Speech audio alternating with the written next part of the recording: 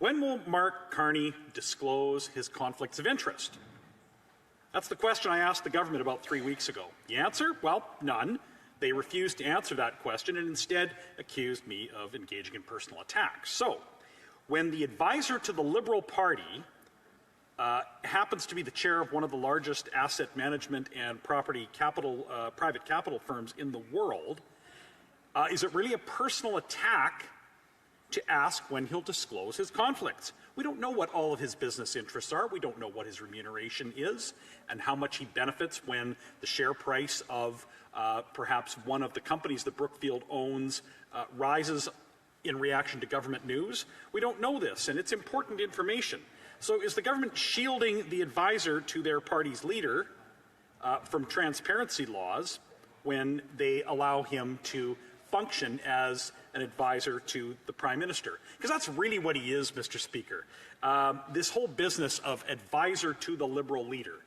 It's as if they would have us believe that the member for Papineau, who is the Liberal Party leader, well, at least today, and also he is the Prime Minister, he's the same person. So this member, this man, Marc Carney, is advisor to the Prime Minister, is advising the Prime Minister without having to have his conflicts of interest declared. So this is not an academic question. We saw just a few weeks ago,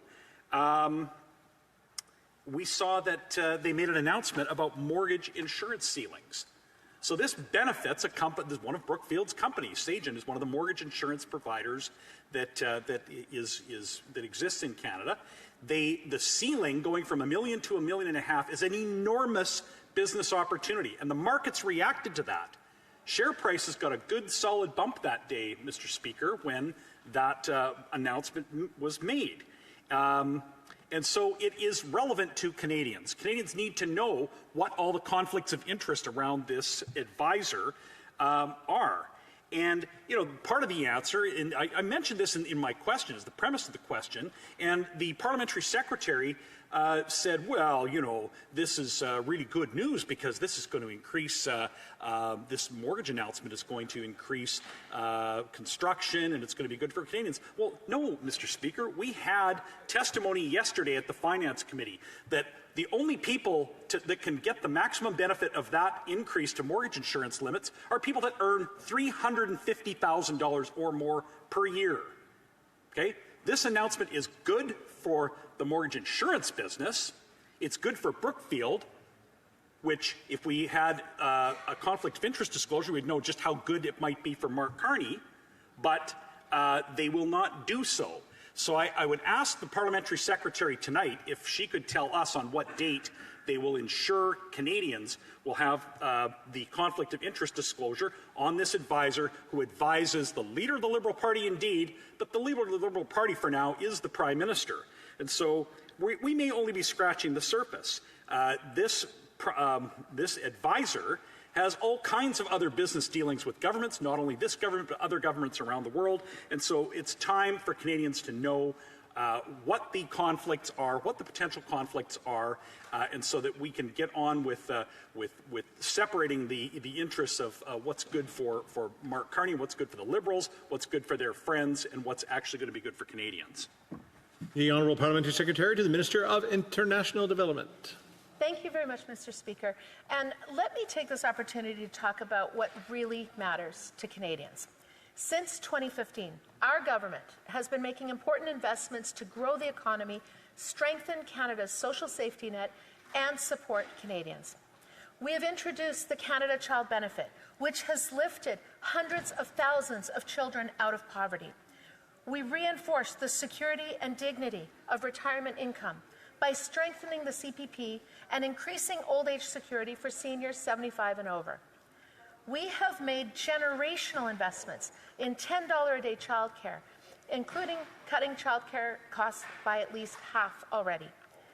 And we've introduced the Canada Carbon Rebate to maintain an incentive to reduce pollution while putting more money in the pockets of hard-working Canadians in provinces where the federal fuel charge applies.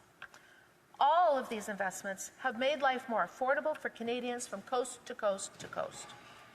Mais nous savons que les Canadiens font toujours face à des défis, alors que le coût de la vie demeure élevé.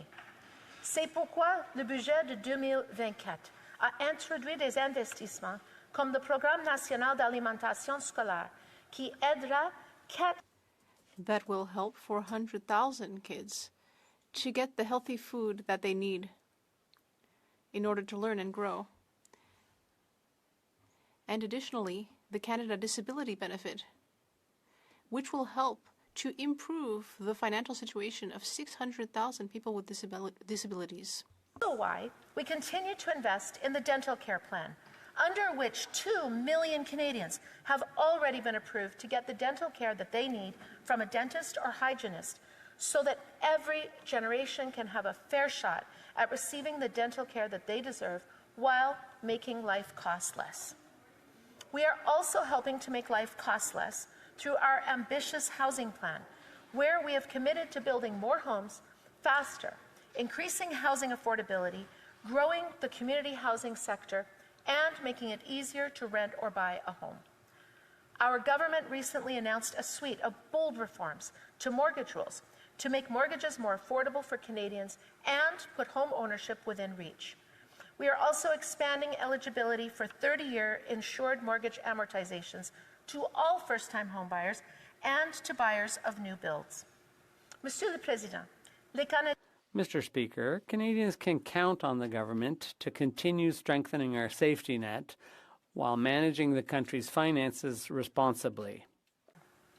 In fact, for the past 9 months in a row, inflation has been within the Bank of Canada's target range, and inflation fell to 1.6% in September, a 43-month low. Today, the Bank of Canada lowered the interest rate to 3.75%, which is going to help so many Canadians with their mortgage rates, their credit cards, and other borrowing costs. These are powerful economic proof points.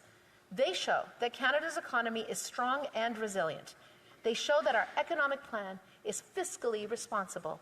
And that is important because it means that we can afford to make the investments and, in turn, make life more affordable for Canadians.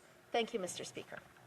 The honourable member for Calgary Rocky Ridge. Well, Mr. Speaker, she said at the beginning of her remarks, which I'll note that there was no answer to the question. So I asked the question about conflicts of interest disclosure. I asked it before. I didn't get an answer, so we're here in an adjournment proceeding to get the answer that we did not receive in question period. And this parliamentary secretary has again refused to answer a question. And in her response, she began by saying that since 2015, they are there to grow the economy. Well, Mr. Speaker, let me be the one to let this parliamentary secretary know.